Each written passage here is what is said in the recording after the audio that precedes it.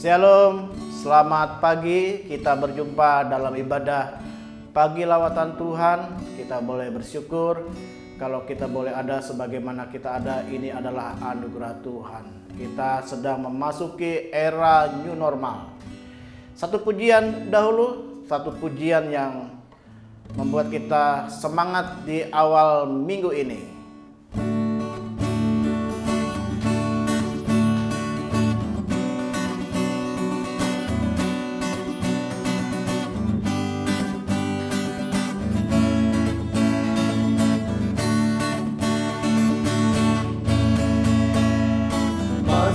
Gerbangnya bersujud dengan penuh pujian, bersukai hadiratnya, nyanyi besarkan agung namanya, pujian rasakan kalah, musik dan tarian, semua hati, ainat pujian, Tuhan baik, sebab Tuhan baik, sebab Tuhan baik, anugerahnya kekal selamanya, sebab Tuhan baik, sebab Tuhan baik. Tuhan baik, anugerahnya kekal selamanya. Sekali lagi, masuk gerbangnya bersujud dengan penuh pujian, bersyukuri hadiratnya, merenung ainat pujian.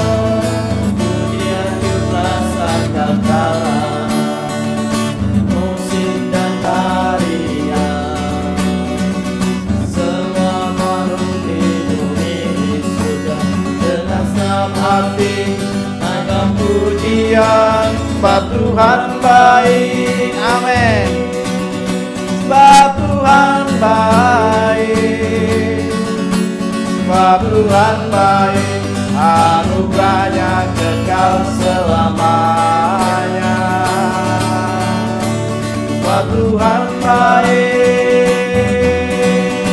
sebab Tuhan baik, sebab Tuhan baik, anugerahnya kekal selamanya.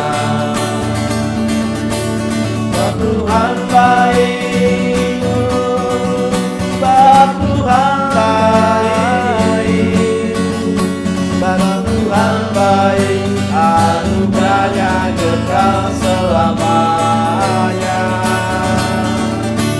Sebab Tuhan baik, sebab Tuhan baik, sebab Tuhan baik, anugerahnya kekal selamanya. Tuhan baik, amin. Saya itu rindu sekali untuk ibadah PLT. Biasanya ibadah PLT dihadiri oleh Bapak dan Ibu Rohani, Ibu Gembala, Bapak Christian, ada Bapak Ruben, ada Ibu Minda, ada Pak Daniel, Ibu Yohana, lalu kadang juga hadir Kesia, Ibu Fani Tesalonika, Bernadetta, kadang hadir juga Pak Gugus, ya, Ibu Kori, tapi sudah 2 bulan lebih ini kita tidak bisa menikmati ibadah bersama. Tapi saya percaya Bapak Ibu saudara sekalian dan nama-nama yang saya sebutkan yang sedang berada di rumah, di tempat engkau masing-masing, saya percaya lawatan Tuhan juga tetap ada bersama dengan Bapak Ibu saudara sekalian. Mari kita sambut kebenaran firman Tuhan pada pagi hari ini. Terlebih dahulu kita naikkan pujian.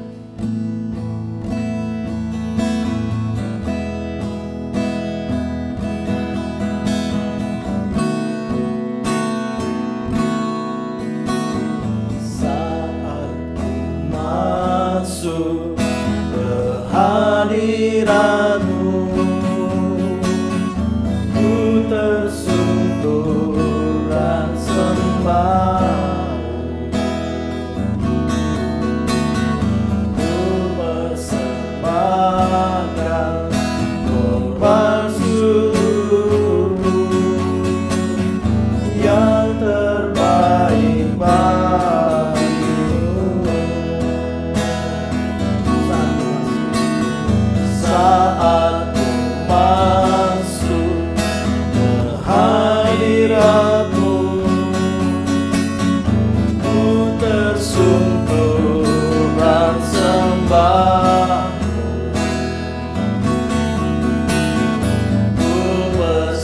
pada korban syukurku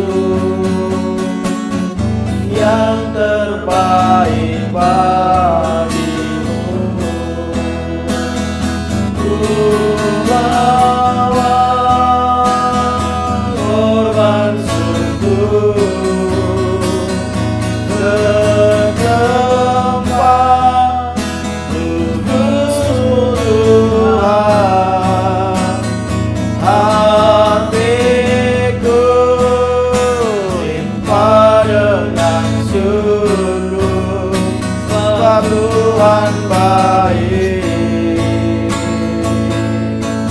Oh, sebab Tuhan baik.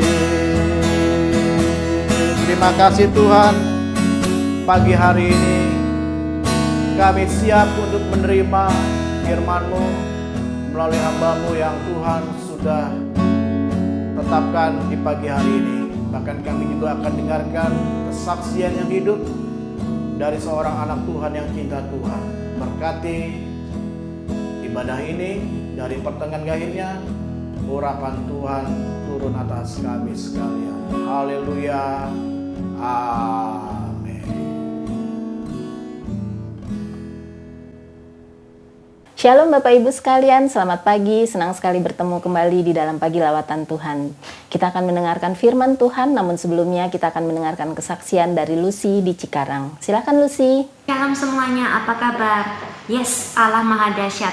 Saya hanya ingin menyaksikan kemurahan Tuhan selama masa pandemik ini. Seperti biasanya, sebelum pandemik, saya biasa pulang setiap bulan sekali ke Surabaya. Namun terkait pandemik, jadi saya udah nggak pulang sekitar 3 bulan terhitung bulan Februari.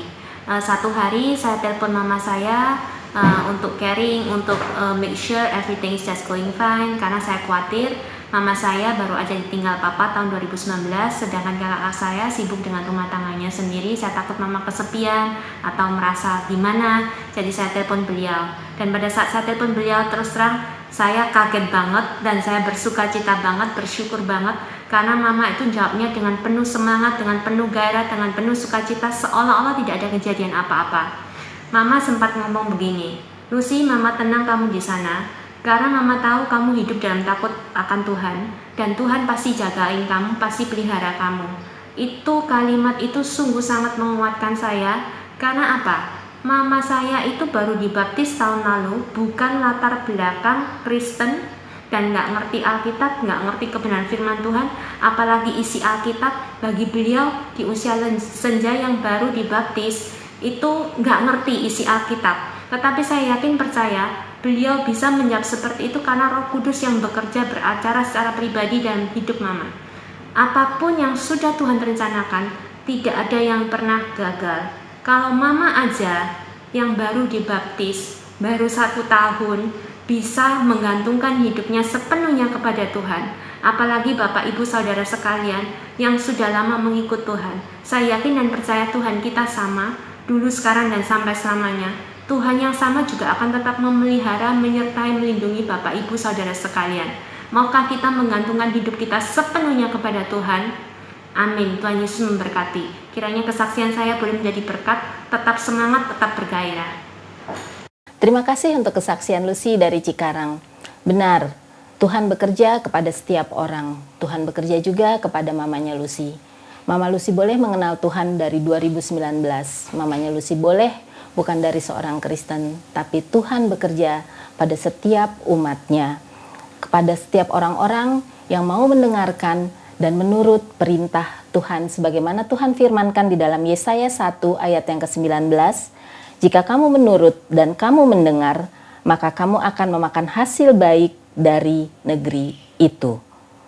Sekali lagi, jika kamu menurut dan mau mendengar, maka kamu akan memakan hasil baik dari negeri itu. Kesaksian dari mamanya Lucy mau mendengar firman Tuhan, dan mamanya Lucy menurut. Dia melakukan apa seluruh yang Tuhan lakukan walaupun dia baru mengenal Tuhan.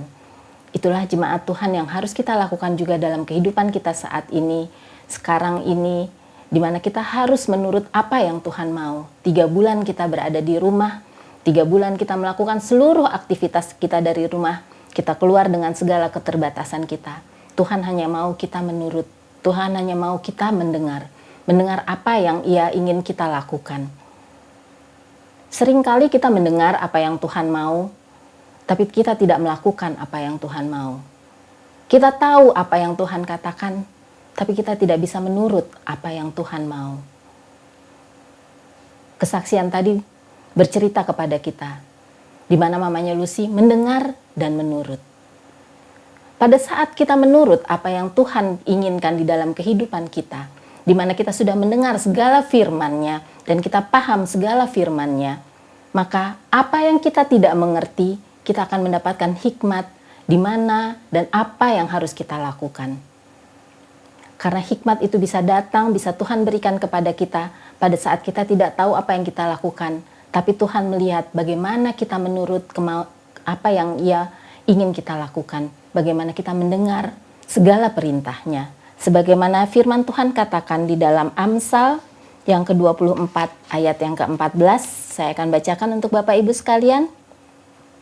Ketahuilah, demikian hikmat untuk jiwamu, jika engkau mendapatnya, maka ada masa depan dan harapanmu tidak akan hilang. Firman Tuhan katakan seperti ini, saudara. Demikian hikmat untuk jiwamu, jika engkau mendapatkannya, maka ada masa depan dan harapanmu tidak akan hilang. Jadi pada saat kita tidak tahu apa yang kita harus lakukan, tapi kita menurut apa yang Tuhan mau, dan kita lakukan apa yang Tuhan mau, kita mendengar seluruh perintah Tuhan, maka hikmat itu akan kita dapatkan. Hikmat itu akan Tuhan berikan kepada kita. Tuhan akan kasih tahu melalui Roh Kudus-Nya apa-apa yang harus kita lakukan di dalam kehidupan kita. Contoh seperti mamanya Lucy tadi.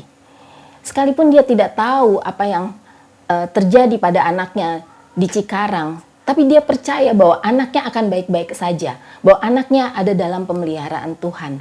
Karena itulah yang dia dengar dalam firman Tuhan dan dia menurut apa yang Tuhan katakan. Seringkali kita mendengar firman Tuhan, tapi kita tidak mau menurut. Kita tahu firman Tuhan, tapi kita tidak mau menurut. Kita seringkali ego kita yang keluar. Kita lakukan apa yang kita mau. Kita lakukan apa yang kita inginkan. Contoh satu, saudara, dalam kegiatan kehidupan sehari-hari di mana saya belajar melalui pandemi ini. Saya adalah orang yang paling suka bersih-bersih. Paling suka segala sesuatunya bersih. Jadi teman-teman yang dalam satu pelayanan diakonia itu tahu. Kemanapun pergi dalam pelayanan saya akan selalu bawa tisu basah. Karena sehabis saya melayani jemaat untuk berdoa, habis kunjungan ke rumah sakit, atau habis melayani pemakaman, maka saya akan membersihkan tangan saya dengan tisu basah.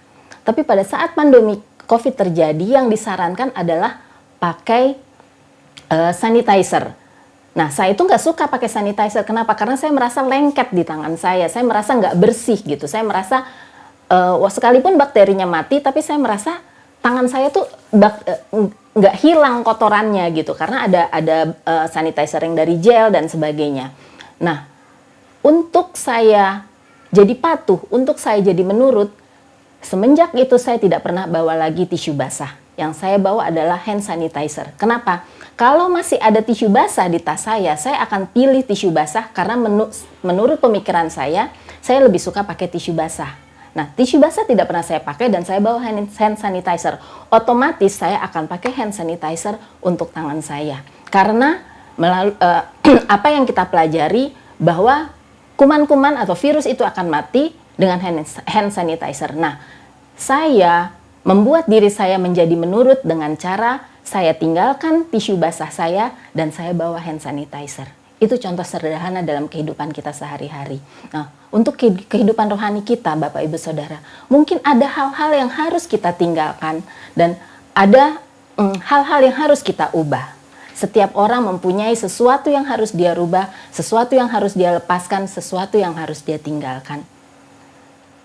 3 bulan kita berada di rumah. Waktunya untuk kita refleksi diri kembali, apa-apa yang harus kita tinggalkan, apa-apa yang harus kita perbaharui, apa-apa yang harus kita ubah. Bukan hal yang mudah, tapi kalau kita mau, kita pasti bisa. Satu hal lagi, setelah 3 bulan kita di rumah, kita mulai dengan satu istilah baru. Akan ada new normal. Normal yang baru. Artinya kita kembali dalam kehidupan kita seperti yang kehidupan kita yang normal, tapi dengan kondisi yang baru. Itu dalam kehidupan di mana kita jalani kehidupan kita sehari-hari.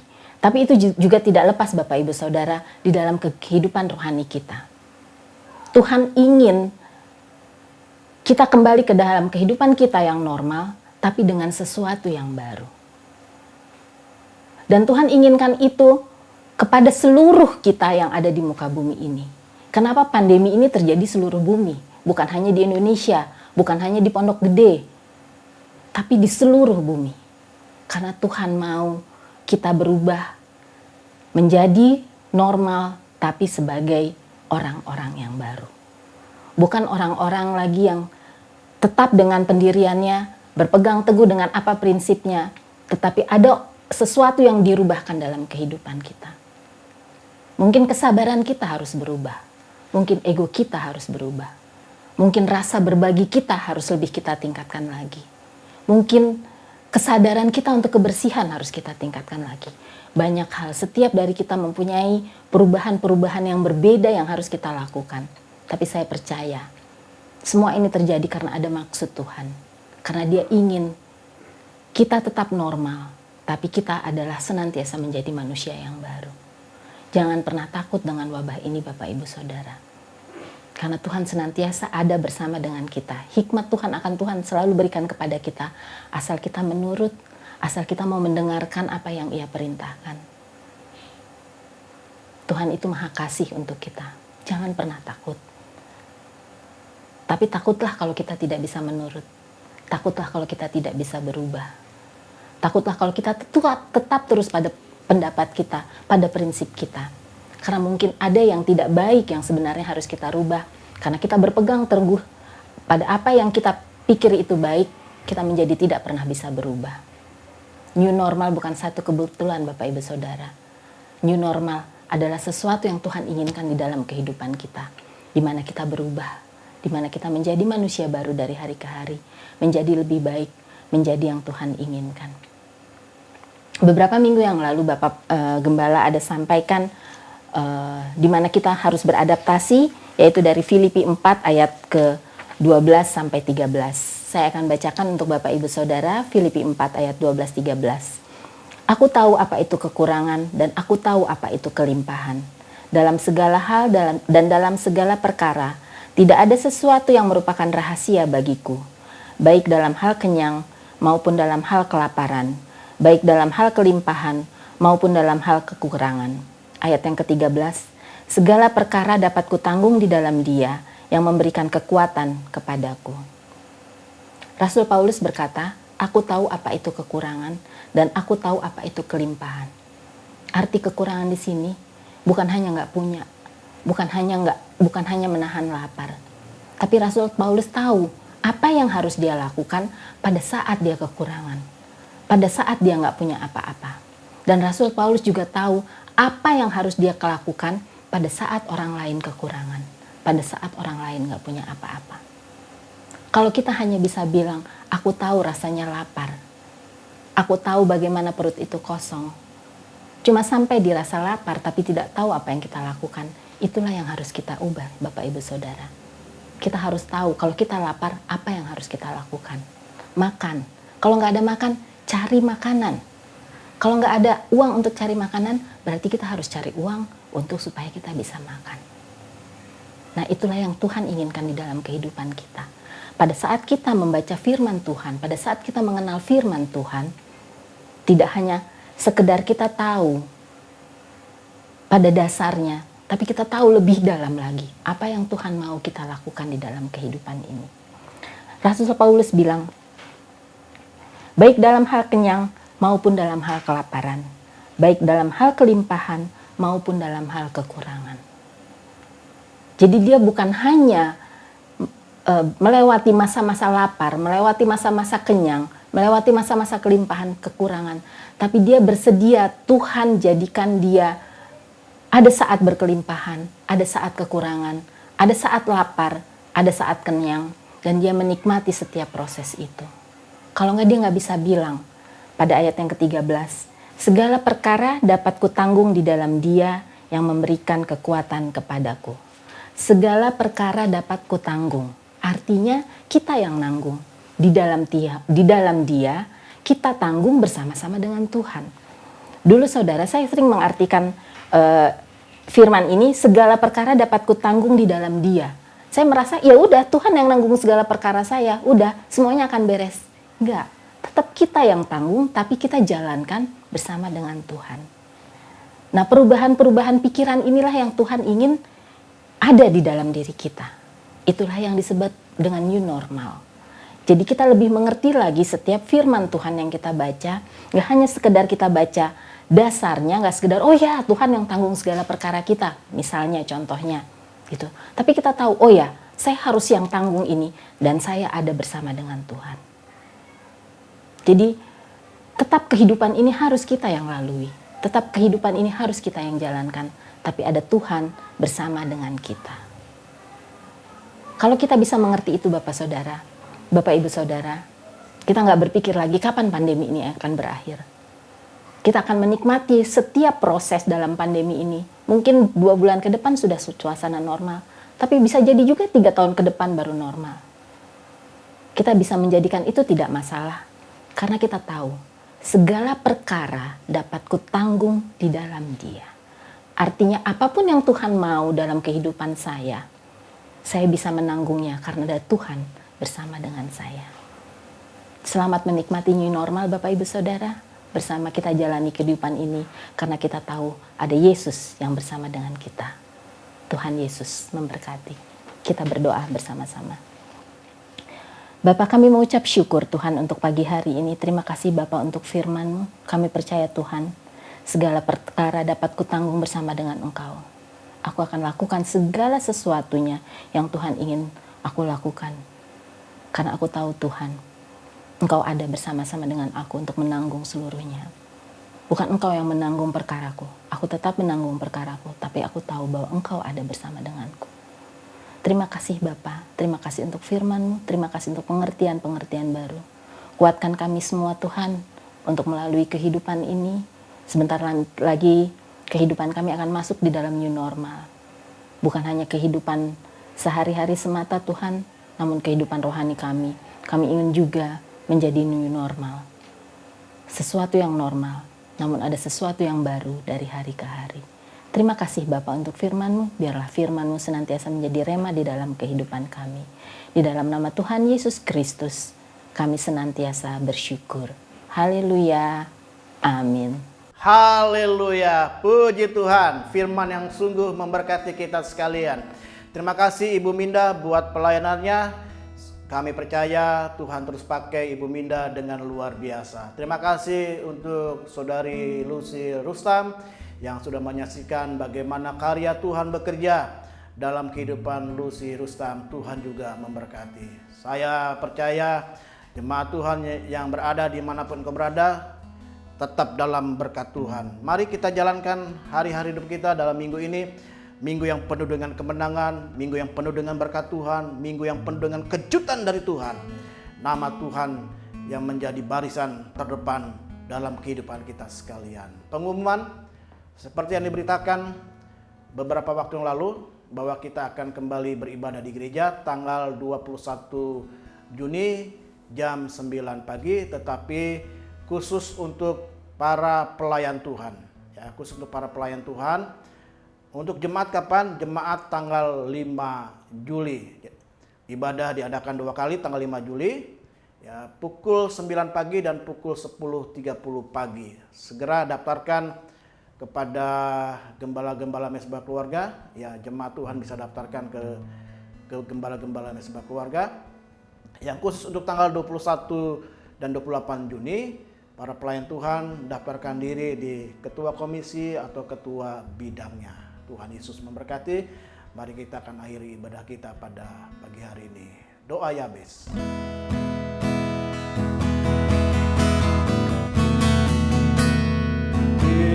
Kiranya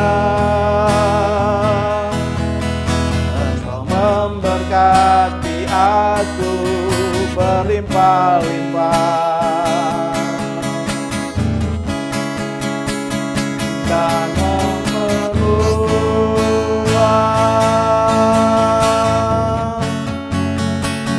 daerahku,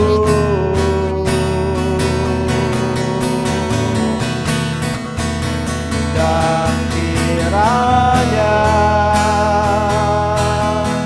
tangan-Mu menyertai aku dan melindungi aku daripada malapetaka hingga kesakitan tidak menimpa aku. Haleluya. Hingga kesakitan tidak menimpa aku. Itulah pujian dan doa kami. Tuhan tetap melindungi, memberkati hidup kami, menjauhkan kami dari sakit penyakit dalam bentuk apapun, bahkan memperluas daerah kami, daerah pelayanan, daerah pekerjaan, daerah bisnis kami, daerah apa yang kami kerjakan untuk hormat kemuliaan Tuhan. Tuhan perluas sehingga tanpa batas, karena kami percaya kami memiliki Allah yang tanpa batas. Kami berdoa untuk Bapak dan Ibu rohani, Bapak dan Ibu gembala, Bapak dan Ibu pendeta Christian Irawan, bahkan seluruh para penatua diakan bersama dengan keluarga masing-masing, para aktivis pelayan Tuhan, diberkati mereka.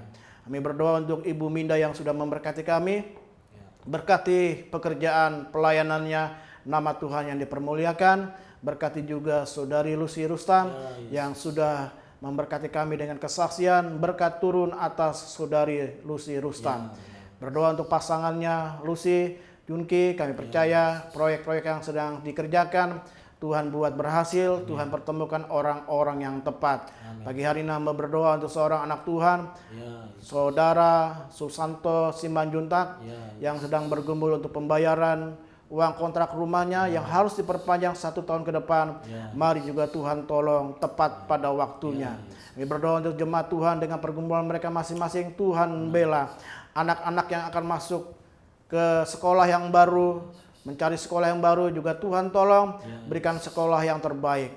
Anak-anak yang akan melanjutkan ke perguruan tinggi, berikan perguruan tinggi yang terbaik. Cukupkan segala sesuatunya.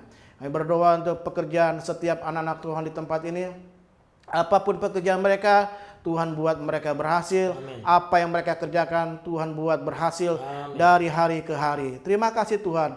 Inilah doa kami yang kami naikkan hanya di dalam nama Tuhan Yesus Kristus. Dan akhirnya kekasih-kekasih Tuhan dimanapun engkau berada, terimalah berkat Allah Bapa, kasih yang sempurna dari Tuhan Yesus Kristus, persekutuan dengan kuasa Roh Kudus, tinggal bersama dengan kita sekalian dari saat ini sampai selama-lamanya. Kemanapun engkau pergi, engkau ditetapkan untuk tetap jadi pemenang, penuh dengan lawatan Tuhan. Haleluya, amin.